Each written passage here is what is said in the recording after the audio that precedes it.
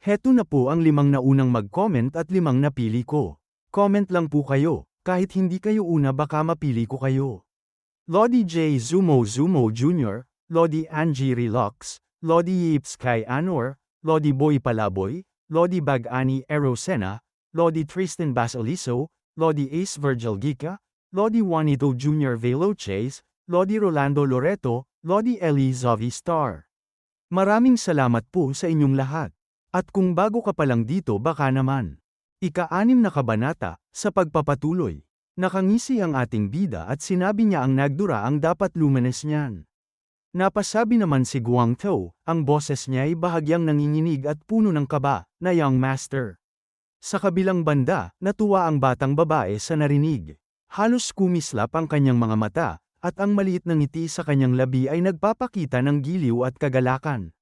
Nakangising sinabi pa ng ating bida na si Billy Dan, na Yang Jigang, ikaw ang kinakausap ko. Linisin mo ang maruming bagay na yan. Naglalabasan ang ugat sa mukha ni Yang Jigang, halatang namumula at nanginginig sa inis, habang pilit niyang hinaharap ang sitwasyon. Tumugon siya sa kanya, ang boses puno ng galit at iritasyon, na ano. Seryoso at matalim ang tingin ng ating bida kay Yang Jigang, ang boses niya ay mababa, matalim, at walang puwang na sinabi niya na linisin mo yan, gamit ang bibig mo. Napangisi ito na may halong inis na sinabi na walang hiya ka, ang lakas ng loob mong sabihin sa akin yan. Dagdag pa nitong sinabi sa kanya na hayop ka. Narinig kong binugbog ka raw ng isang babae, pero mukhang nawalan ka na yata ng bait. Lumapit naman ang ating bida kay Guangtou at tinanong na ayos ka lang ba? Sumagot sa kanya si Guangtou na bakit ka umaasta ng ganyan bigla? Kaya ko namang linisin ito, pero bakit? Malamlam ang tingin ng ating bida na sinabi niya dito na hindi mo ba narinig ang sinabi ko? Bakit mo lilinisin ito? May nababahalang mukha naman si Guangtou na napasabi na young master. At makikita ang mata ng ating bida na ibinoling. Na may nababahalang mukha naman na tahimik na nakatingin sa kanya si Guangtou. Habang nakatingin ang ating bida kay Yang Jigang yumuko si Guangtou na sinabi na opo. Sinabi naman ng ating bida sa lalaking nasa likod niya na ako na ang bahala sa usaping ito, kaya pakiusap panoorin niyo na lang ako hanggang sa huli. Nagtatakang nakatingin ito sa kanya, at pagkatapos ay tahimik na pinagmamasdan siya nito, at sumuntok sa kanyang palad na sinabi, habang bahagyang iniyuko ang ulo na ang pinuno ng swordsman squad na si Sojong ay natanggap ang inyong utos. Nagulat naman ang dalawang lalaki sa kanyang likod. Nakangisi naman si Yang Jigang na sinabi niya na ano ang aasikasuhin mo. Anong magagawa ng isang tulad mo?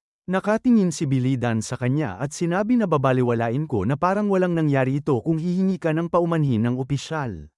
Dagdag pa niya na makikita ang kanyang mata na may malamlam na tingin na dahil kahit linisin mo pa yan gamit ang marumi mong bibig. Lalong dudumi lang ang lupa. Patuloy sa pagngisi ito nang nakakabaliw na sumagot sa kanya na at paano kung ayaw ko? Sinagot siya ng ating bida na diretsyo na mabubugbog ka. Habang lumalapit sa kanya si Yang Jigang sinasabi nito na o sige, tingnan nga natin ang galing ng dakilang tagapagmana ng pamilyang B swordsman. Nakangising sinabi pa nito sa kanyang harapan na hindi mo alam kung gaano ko kinasabikan dumating ang araw na ito, ikaw na pulubing walang pera. Pinatigas nito ang kanyang kamao na malakas na isusuntok sa ating bida na sinabi pa na gagawin kitang tanga. Kaya magmakaawa ka na lang. Nakatingin lang si Billy Dan sa kanya ng seryoso habang hinihintay ang pagtama ng kamao. Sa isang saglit, sinalubong niya ng isang malakas na uppercut ang suntok ni Yang Jigang. Hindi man lang tumama ang suntok ni Yang Jigang kay Billy Dan sa halip ang suntok niya ay tumama sa baba nito, nakitang-kita ang lakas ng impact. Nagulat ang lahat ng nakasaksi sa pangyayari, halos hindi makapaniwala sa kanilang nakita. Ang ilan ay napamulaga. Ang bibig ay bahagyang nakabuka na tila gustong magsalita ngunit walang lumalabas na tinig. Ang iba na may napaatras ng isang hakbang. Napahawak si Yang Jigang sa kanyang mukha, napaatras habang napasambit ng paos at putol-putol na tinig, aray ko. Bahagyang nakatungo ang ulo ni Yang Jigang habang nakatingin siya sa ating bida. Ang kanyang paghinga ay mabigat, putol-putol, at ang mga mata ay nagliliyab sa galit at sinabi na walang hiya ka talaga. Muli na namang sumugod si Yang Jigang kay Billy Dan. Sa pagkakataong ito, kitang-kita ang pagdaloy ng enerhiya sa kanyang kamao. Seryosong nakatingin naman ito na napasabi sa kanyang isip na ginamit ni Young Master Yang Jigang ang kanyang internal energy. Kailangan ko siyang pigilan, ngunit ang atake niya kay Bilidan ay hindi tumama. Sa mismong sandaling babagsak ang kamaong balot ng enerhiya, bahagya lamang kumilos si Bilidan, isang hakbang sa gilid. Isang mahinahong pag-ikot ng katawan. Mabilis, eksakto, at walang kahit katiting na pag-aaksaya ng galaw. Napatingin siya dito na napasabi sa kanyang isip na gumagamit ng internal energy ang gagawng ito. Sa tingin ko, mamamatay ako kapag tinamaan ako. Mabilis na sumuntok muli si Yang Jigang, halos walang pagitan ang galaw, puno ng galit at desperasyon. Ang kamao niya ay dumaan sa ere na may kasamang ugong ng hangin, malinaw ang hanggang tamaan kahit anong bahagi ng katawan ni Bilidan. Ngunit muli, hindi pa rin ito tumama. Bahagyang umiwas si Bilidan, isang maliit na galaw lamang ng balikat at baywang, sapat upang tuluyang lumagpas ang suntok. Napangisi naman siya, habang sinasabi sa kanyang sarili na tama, ganito dapat. Hindi makapaniwala ang dalawa sa kanilang nakikita. Nakatingin sila, ang mga matay malalaki sa gulat, tila naghahanap ng paliwanag sa nangyayari. Ang bawat galaw ni Bilidan, ang bilis, ang kontrol, ang tila walang hirap na pag-iwas, ay lampas sa kanilang inaasahan. Mabilis at sunod-sunod ang mga atake na pinakawalan ni Yang Jigang kay Bilidan. Parang isang taong nawalan na ng kontrol at pilit inuubos ang lahat ng natitirang lakas. Ang hangin ay paulit-ulit na napupunit ng kanyang mga galaw. Ngunit sa kabila ng bangis ng mga atake, ni isa man ay hindi tumama. Napalaki ang mata nito na napsabi sa isip na ang galaw ng Young Master. Hindi niya ito naituloy nang makita iya ang malakas na suntok ng ating bida kay Yang Jigang na makikita ang impact dito. Na ang suntok niya ay makikita na bumakas sa kanyang pisngi. Napaatras si Yang Jigang, ang mga paa ay napabuka, habang tuluyang nawawala sa balanse ang kanyang katawan. Ang dating agresibong tindig ay gumuho, napalitan ng pilit na pagkapit sa sarili. Napauungol siya sa sakit. Napangiwi ng mukha si Yang Jigang, ang mga labi kumaibat at bahagyang nanginginig, habang nakatingin ng diretsyo sa ating bida. Halos sumabog ang galit at hiya sa kanyang mga mata, ngunit sa halip na umaksyon, lumabas sa bibig niya ang isang pahayag na puno ng puot. Na walang hiya ka talaga, ngunit hindi pa rin tapos si Bilidan. Mabilis, eksakto, at walang alinlangan, muli na namang sumugod ang kanyang katawan kay Yang Jigang. Ang bawat galaw niya ay puno ng determinasyon at kontrol. Hindi inaasahan ni Yang Jigang ang bilis at direksyon ng sunod na pag-atake niya. Tumama ang mga suntok ni Bilidan sa katawan ni Yang Jigang. Bawat hampas ay ramdam sa bawat kalamnan at buto, ang dibdib, tiyan, at mga braso ay kumikibot sa bawat impact. Ang lakas ng bawat suntok ay kitang-kita sa paraan ng pag-ikot at pagyugyug ng katawan ni Yang Jigang. Kasabay nito, ang mukha ni Yang Jigang ay napangiwi. Ang mga labi niya ay kumikibot, ang noo'y nagkikibot sa tindi ng kirot, at ang mga mata ay nagliliyab sa galit at pagkabigla. Walang bahid na emosyon ang ating bida na sinabi niya sa kanyang sarili na ang katotohanan na ang mga batang iyon ay magkakapiklat habang buhay dahil sa ginawa mo bilang biro. At muli na namang tinamaan si Yang Jigang ng mga suntok ni Bilidan. Parang mga bala ng baril ang bawat hampas, bigla, mabilis, at matindi. Ang katawan niya ay napapagalaw sa bawat impact. Ngunit hindi pa tapos si Bilidan sa pag-atake. Mabilis niyang inayos muli ang tindig, muling inihanda ang kanyang kamao at buong katawan para sa susunod na hampas. Tahimik ang paligid, ngunit ramdam ang tensyon sa bawat hibla ng hangin. Sa isip niya, malinaw ang iniisip. Mukhang wala kang kamalay-malay doon. Isang malakas na suntok ang inilabas ni Bilidan. Ang galaw ay mabilis, eksakto, at puno ng ganap na kontrol, parang hindi lamang kamao ang gumalaw kundi ang buong enerhiya sa paligid niya. Sa mismong impact, ramdam ang hangin na tila naputol sa biglaang puwersa, at napataas sa ere si Yang Jigang, na parang tinalikuran ng mismong mundo. Makikita si Yang Jigang na napalipad sa ere dahil sa lakas ng tama na tinamo niya mula sa ating bida. Ang kanyang katawan ay tila nawalan ng balanse, umiikot sa hangin habang ang hangin ay pumuputok sa paligid niya. Nagulat ang lahat sa kanilang nasaksihan. Sabay-sabay na napalaki ang kanilang mga mata, ang mga mukha'y puno ng pagkabigla at hindi makapaniwala. Ang ilan ay napaatras ng bahagya, ang iba namay napasinghap, tila ba nakalimutang huminga sa loob ng ilang sandali.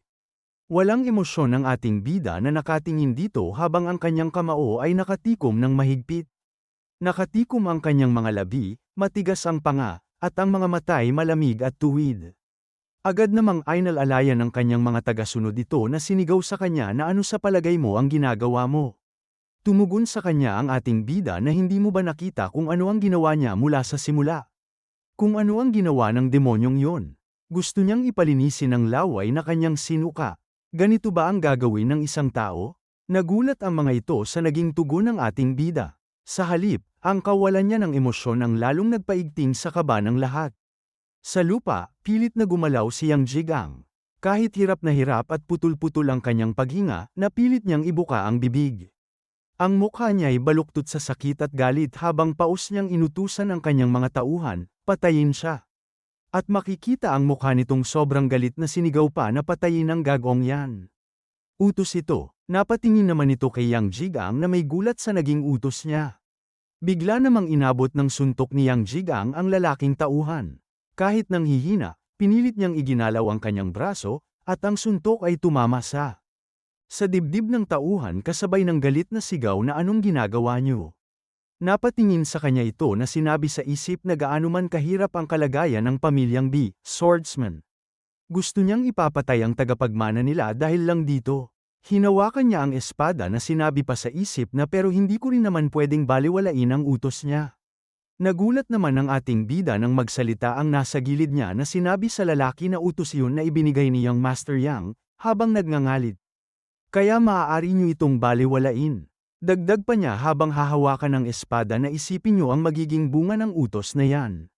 Magkaharap ang dalawang panig, ang hangin sa pagitan nila ay tila nagyayelo sa bigat ng tensyon. Ang mga tauhan ni Yang Jigang ay sabay-sabay na mahigpit ang hawak sa kanilang mga sandata.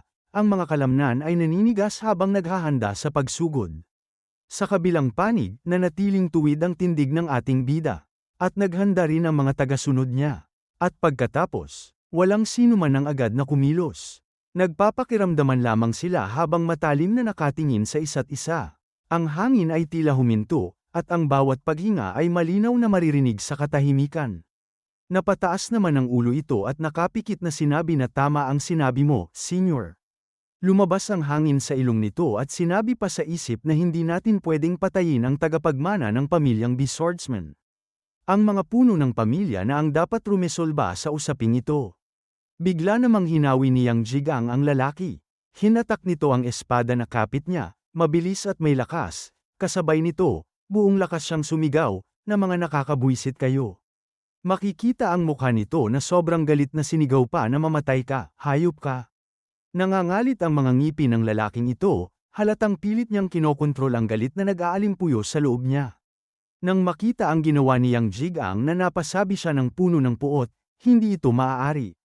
Ngunit ang pagtusok ng espada ni Yang Jigang sa ating bida ay hindi tumama.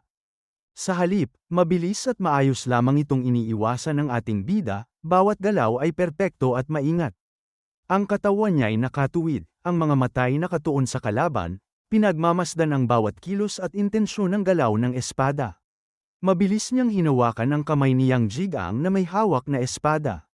Ang presensya ng kanyang kamay sa braso ng kalaban ay tila nagpabagal sa oras. Nakatingin siya diretso sa mga mata ni Yang Jigang, kalmado at matalim, puno ng determinasyon. Sa kabilang panig, mabilis na tumingin si Yang Jigang sa kanya. Ang mga mata niya ay nagliliyab sa galit at pagkabigla. Halos hindi makapaniwala sa lakas at bilis ng ginawa ni Billy Dan dito. Habang mahigpit niyang hawak ang kamay ni Yang Jigang, mabilis niyang itinulak ng isang kamay ang braso nito. Na makikita ang puwersa na tila ikinabali ng braso nito. At pagkatapos, malakas na napahiyaw si Yang Jigang sa sakit. Ang kanyang braso ay malinaw na baluktot sa hindi natural na anggulo, ang mga kalamnan ay tila pinipilit panatilihin ang posisyon. At muli na namang sisipain siya ng ating bida. Sa isang mabilis at matikas na galaw, itinuwid niya ang katawan, ang paa ay nakaangat. At sa isang iglap ay bumagsak sa hita ni Yang Jigang ang matinding suntok ng paa. Muli na namang napahiyaw si Yang Jigang sa sakit. Ang hiyaw ay puno ng galit at pagkabigla, habang pilit niyang hawak ang kanyang hita sa kirot. Hindi pa siya tapos sa atake. Mabilis at tiyak, muli na namang itinaas ng ating bida ang kamao at inihanda ang isang malakas na suntok. Ang bawat kalamnan sa kanyang braso ay naninigas, ang tindig niya ay matatag at balanse, handang ipadama ang buong lakas sa pag-atake. Tinamaan niya sa mukha si Yang Jigang. Ang impact ay malakas at kitang-kita, ang ulo ni Yang Jigang ay bahagyang napalingon. At kitang-kita ang lakas ng impact ng tama. Ang suntok ay dumaan sa mukha ni Yang Jigang na parang bagyong dumampi sa kanyang ulo. Ang mga ngipin niya ay nagtalsikan, kasabay ng dugo na biglang lumabas sa kanyang bibig. At ilong, halos mapahinto ang hininga ng mga alagad ni Yang Jigang sa gulat. Kitang-kita sa kanilang mga mukha ang takot at pagkabigla. Habang pinagmamasdan ng ating bida na nanatiling kalmado, seryoso, at matalim ang titig kay Yang Jigang. Sa isang malakas at perpektong galaw, tumilapon si Yang Jigang ng malayo. Ang kanyang katawan ay umiikot-ikot sa ere, pabagsak sa lupa, at nagpaikot-ikot sa bawat pagkakadapa. May gulat din ang lalaking nasa tabi ni Billy Dan kanina, halos hindi makapaniwala sa kanyang nakita. Ang kanyang mga mata ay lumaki, ang bibig bahagyang nakabuka sa pagkabigla, at hindi niya alam kung anong unang gagawin. Si Guangtou naman ay hindi nakaligtas sa epekto ng pangyayari. Ang kanyang mukha ay puno ng pagkabigla at paghanga, habang ramdam niya ang tuwid at malamig na kontrol ng ating bida sa laban. Nananatiling nakatayo ang ating bida, ang katawan matatag at diretso, ang mga mata niya ay nakatuon pa rin sa kalaban, malamig at walang emosyon, na makikita ang manipis na puwersa sa kanyang mga kamay. Agad na pinuntahan nila si Yang Jigang habang sinisigaw na tumawag kayo ng manggagamot para pasiglahin ang kanyang acupoint at daloy ng dugo. At magulat ka sa syndicate leader. Ngayon din, lumapit naman sa kanya si Guangtou na nanginginig ang boses na sinabi sa kanya na nabaliw ka na ba? Bakit mo kinalaban ang Yang Syndicate? Ano na? Anong balak mong gawin? Nagtatakang napatingin naman sa kanya ang ating bida. Nanginginig pa din ang boses ni Guangtou na sinabi sa kanya na umalis na tayo rito muna. Ang puno ng pamilya na ang bahala sa iba. Hinahatak niya si Billy Dan na sinabi pa nito sa kanya na kung mananatili ka pa rito ng matagal, malilintikan ka kapag lumabas na si Syndicate Leader Yang. Bilis, nakapikit na tumugon sa kanya ang ating bida na hindi. Tinanong ni Guangtou sa kanya na bakit. Napatingin lang sa kanya ang ating bida habang sinasabi sa kanyang isip na kung aalis ako, kung ganoon, ikaw ang mapapahamak sa halip na ako. Nagsimula ito sa proseso ng pagpigil sa kanyang mga pang-iinsulto, kaya tiyak na ibubuhos ang galit kay Guangtou. Kaya paano ako aalis? May nababahalang mukha si Guangtou na pinagpapawisang sinabi sa kanya na bakit nanunood lang kayo. Bilas sa inyo at hindi na niya ito naituloy nang mapatingin sila sa gilid na nakangiting sinabi ng ating bida na sa tingin ko ay huli na ang lahat ngayon. Nakita nila pala ang syndicate leader at ang kanyang ama na mabilis na paparating habang malakas ang paghinga. Makikita ang mukha ng leader ng syndicate, na napangiwi sa pagkabigla. Ang kanyang mga mata ay bahagyang lumaki, habang napangiwi ng bibig, habang may gulat naman sa mukha ang ama ng ating bida. Nakangisi naman ang ating bida na sinabi niya na huwag kang mag-alala. Tiyak na hihilingin ko na ilibing ka kasama ko kapag namatay ako. Napalaki naman ng mata sa gulat si Guangtou habang napakagat ng labi na tahimik na nakatingin dito. At dito na po nagtatapos ang ika-6 na kabanata.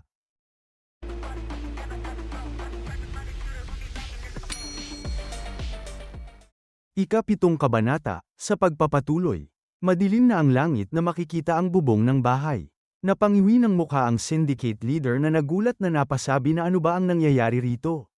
Nagsalita si Yang Jigang habang nasa sahig na nakaupo na ama. Ang gagawng yun, sinubukan niya akong patayin. Biglang napatingin ang leader ng syndicate sa ating bida. Ang titig niya ay matalim. Habang ang ating bida at si Guangtou ay nakapikit, nanatili silang tahimik. Ang katahimikan ay mabigat, bawat hininga at pulso ng puso ay ramdam sa paligid. Ibinaling ng syndicate leader ang kanyang ulo sa gilid, at dahan-daang napasabi, na totoo ba yun? Tumugon ang lalaki, ang kilay ay nakasalubong at bahagyang nakakulubot sa pag-aalinlangan. Pautal-ulal ang kanyang pananalita, halatang nahihirapang ay lahad ang katotohanan sa harap ng nakikita niya. At napasabi na ang totoo, yun ay. Ngunit sa sobrang bigat ng sitwasyon at tensyon, hindi na niya ito naituloy. Bigla namang sinampal siya ng syndicate leader. Ang tunog ng sampal ay umalingaw-ngaw sa paligid. Tila ba pinatigil ang oras sa loob ng ilang sandali. Sinigaw pa nito ng may galit at pagkasuklam, "Ikaw na, hanggal na gago." Hinawakan niya ang lalaki at paulit-ulit na sinampal habang sinisigaw pa na anong ginagawa mo, at hinayaan mong mauwi sa ganitong estado ang tagapagmana ng dakilang yang syndicate. Makikita naman sila, si Biliden, ang kanyang ama, at si Guangtou, lahat ay tahimik, nakatingin sa pangyayari. Ang kanilang mga mata ay nakatuon sa syndicate leader, sa lalaki na sinampal at sinigawan. At pagkatapos, makikita ang lalaki na sinampal na bumagsak sa lupa na tila wala ng malay. Ang katawan niya ay nakahandusay, ang mga braso at paa ay nakalapat sa sahig, at ang dugo sa kanyang ilong ay patuloy na tumutulo, umaagos pababa sa mukha. Habang nakatingin sila, patuloy na sinisipan ng syndicate leader ang lalaki. Bawat hampas ng paa ay malakas at walang awang tumama sa katawan nito na nakahandusay na sa sahig. May gulat sa mukha ni Guangtou, ang mga mata ay lumaki at bahagyang nanginginig habang pinagmamasdan ang walang awang pananakit sa lalaki. Ang ating bida ay seryoso lang, nakatingin sa syndicate leader ng walang emosyon. Si Yang Jigang naman ay nakangiwi ang labi, ang kilay ay nakasalubong, puno ng galit at kirot. Samantalang ang isang alagad niya ay nababahalang nakatingin sa pangyayari, ang mga matay puno ng takot at pag-aalinlangan. At ilang sandali pa, tumigil ang syndicate leader. Nakayuko ang ulo nito, bahagyang nanginginig, halatang ramdam ang bigat ng sitwasyon. At sinabi pa nito habang nakatingin silang mag-ama na paano mo papanagutan ang bagay na ito. Tumingin sa kanya ang kanyang ama ng tahimik, na makikita na nakapikit lang sila at walang isang salita na lumabas sa bibig. Nagulat naman ito nang tanungin ito ng kanyang ama na anong nangyari. Seryosong sumagot ito sa kanya na ang totoo ay, na makikita ang mga nangyari. Napapikit ang mata ng kanyang ama sa mga inilahad ng commander hindi man sinabi sa kwento. Makikita naman sa larawan ang mga sinabi niya, na napangiwi na lang ang bibig ng syndicate leader na napatingin sa gilid. At muli na namang pinakita ang mga pangyayaring naganap, na napapikit na lang si Guangtou na may naiinis namang mukha si Yang Jigang, habang ang ating bida at ang kanyang ama ay malalim na napapikit. At pagkatapos ng sinabi sa kanila ng commander malakas na sinigaw nito na kaya, ano ngayon? Dahil lang sa mababang uring utusan at katulong na yon, binugbog mo ang anak ko ng ganito. Ha, anong lakas ng loob mong gawin yan sa anak ko? Tahimik lang ang ating bida na may seryosong mukha. Naiinis pang sinabi ng syndicate leader na paano mo balak panag-utan ito. Nagulat ang ating bida nang magsalita ang kanyang ama. Ang tinig nito ay malinaw at puno ng katiyakan, kahit may bahid ng galit at pagkabigla sa nangyari. Na sinabi niya na sa tingin ko, ang syndicate leader yang ang dapat managot. Nagulat naman ang mga nakasaksi sa paligid. Ang mga mata nila ay lumaki. Ang mga bibig bahagyang nakabuka, at halos hindi sila makapaniwala sa narinig mula sa ama ng ating bida, si Yang Jigang naman ay kitang-kitang naiinis sa kanyang narinig. Ang mga labi niya ay bahagyang nakangiwi, ang kilay ay nakakulubot, at ang galit ay halatang kumikislap sa kanyang mga mata. Naiinis namang napangisi ang syndicate leader na sinabi na anong sinabi mo? Seryosong tumugon ang kanyang ama na hindi lang naglagay si Young Master Yang ng internal energy sa kanyang kamao, kundi naglabas din siya ng espada at sinubukang patayin ang anak ko. Dagdag pa niya habang nakatingin sa kanya ang syndicate leader na naiinis na sa isang kalaban na walang sandata, higit sa lahat. Nakita ng lahat ang nangyari rito, kaya sa tingin ko ay sapat na ang ating mga saksi. Napapikit na nakangiti ang commander, ang mga labi bahagyang nakangiti na puno ng tagumpay at tahimik na kasiyahan. Ang kanyang tindig ay matatag, ang katawan ay nakaposisyon ng maayos, ramdam ang tiwala at kontrol sa kaganapan. Samantala, sa kabilang panig, napapikit ang mga tauhan, ang mukha'y puno ng nadismaya at pagkabigla.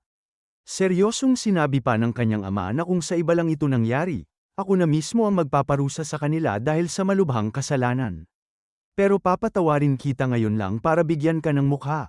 Napasigaw naman sa kanya ng malakas ang syndicate leader na ano ang sinasabi mo.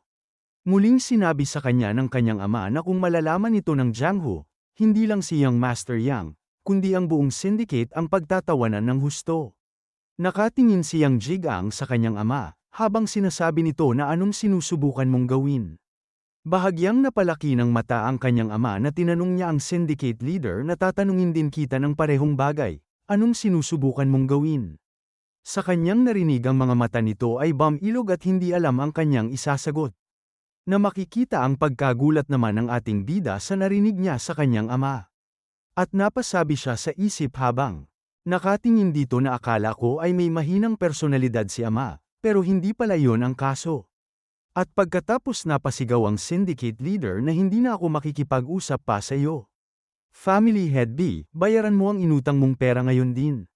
Sumagot ang kanyang ama na sige. At pagkatapos sinabi pa niya na aalis na ang mga panauhin. Makikita naman ang pagkainis sa mukha ng mag-ama na nakatingin sa kanya ng tahimik. At sinabi habang makikita ang langit na Terra na.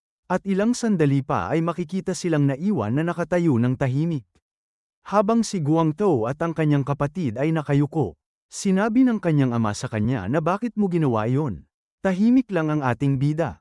At pagkatapos makikita ang walang buhay niyang mata na sumagot siya na minaliit niya ang ating pamilya. At inutusan niya kaming gawin ang isang bagay na hindi dapat gawin ng tao. Nagulat ang magkapatid na napatingin sa kanya nang marinig ito na napasabi sila sa isip na pamilya. Napatingin naman sa kanya ang kanyang ama ng tahimik. Naglakad ang kanyang ama papaalis habang sinasabi na squad leader sumama ka sa akin sandali. Agad na tumugon ito habang nakayuko ang ulo na opo, family head.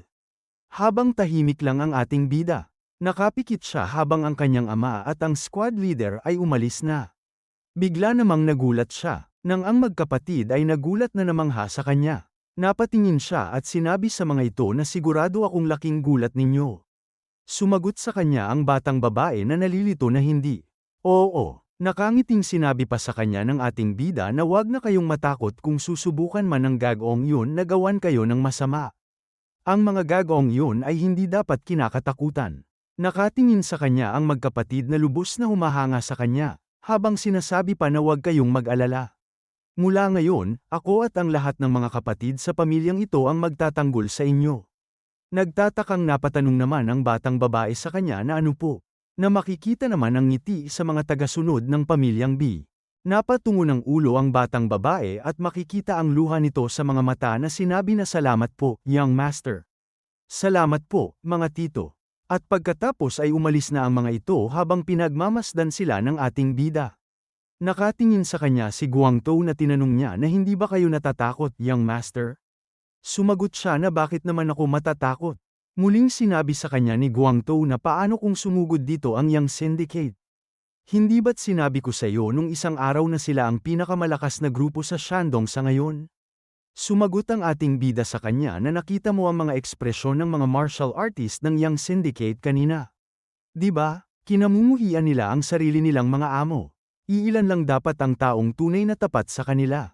Sa kabilang banda, nakita mo ang mga miyembro ng ating swordsman squad, di ba? Na naiisip pa ito nang magsalita ang squad leader maikinagulat niya. Muling napasabi sa kanya si Guangtou na pero mas marami pa rin sila sa bilang. Napapikit ang ating bida na sinagot siya na ang pakikipaglaban ay hindi lang nakadepende sa dami ng tao. At ang mga digmaan ay hindi ganoon kadaling mangyari. Nag-aalalang sinabi na naman sa kanya ni Guangtou na kahit na nabugbog ang sarili niyang anak.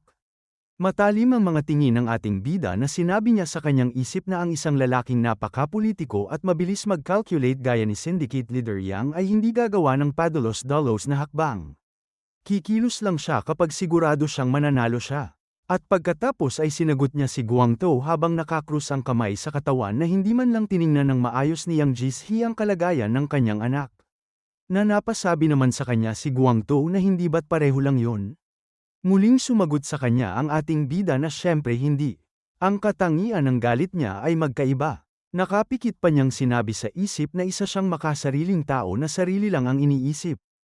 Habang nakatalikod na siya, muling sinabi sa kanya ni Guangtou na wala ako na ideya sa mga pinagsasabi mo. Nakapikit namang sumagot ang ating bida sa kanya na magpahinga ka na. Marami kang pinagdaanan ngayong araw. Muli na naman siyang napatingin dito nang tawagin siya na sinabi na young master. Nakatungo ang ulo ni Guangtou na sinabi niya na salamat po sa ginawa niyo kanina. Napangiti na lang ang ating bida sa kanya. At pagkatapos ay masayang naglakad na siya habang sinasabi na sige.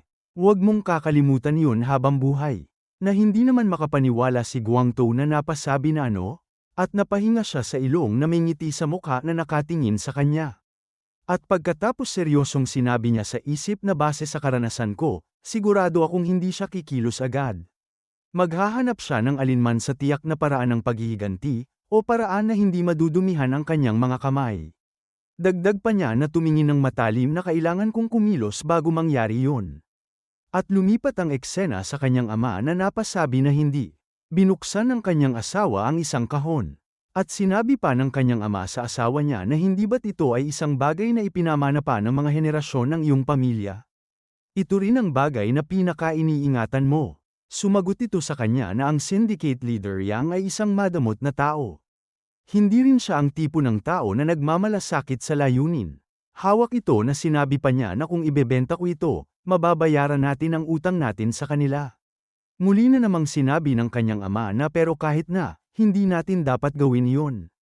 Gamit lang yan, hindi ko hahayaang mangyari yun hanggat buhay ako. Sumagot ang kanyang asawa na isa lang naman itong gamit. Muling sinabi sa kanya ng kanyang asawa na hindi lang ito simpleng gamit, kundi alaala ng aking biyenan. Ito ang bagay na pinaka-pinahahalagahan mo. Napatingin ito sa kanya at nakangiting sinabi na kayo ni Duan ang pinaka-pinahahalagahan ko. Natahimik ito sa kanyang narinig na napasalubong na lang ng kilay. At sinabi sa kanya ng kanyang asawa na mahal ko, na himasmasan na si Duan. Ang kailangan nating protektahan ay hindi ang gamit na ito kundi ang ating anak. Duan ang tawag ng kanyang ina sa ating bida. Tinanong siya ng kanyang asawa na naniniwala ka ba sa kanya? Masayang tumugon ang kanyang asawa na oo, naman. Na sinabi sa kanya ng kanyang asawa na kahit matapos niya tayong lokohin. Bahagyang tumawa ang kanyang ina na sumagot na pero anak pa rin natin siya.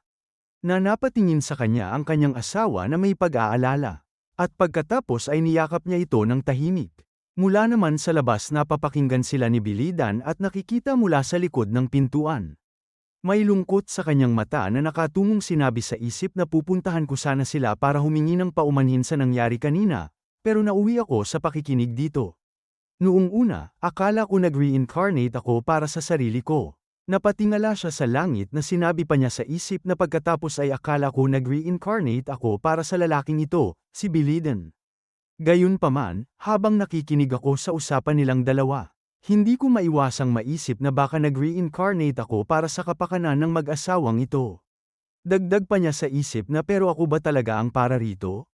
Gayong hindi ko man lang naramdaman ang pagmamahal ng isang pamilya sa buong buhay ko. Makikita ang bilog na buwan sa langit na sinabi pa niya na paano ako, isang taong hindi mapakali sa galit kahit gabi. Isang taong naghahanda ng paghihiganting 10 ulit na mas masahol sa sinumang umapi sa akin, ang magiging ganito. At dito na po nagtatapos ang ika-7 kabanata.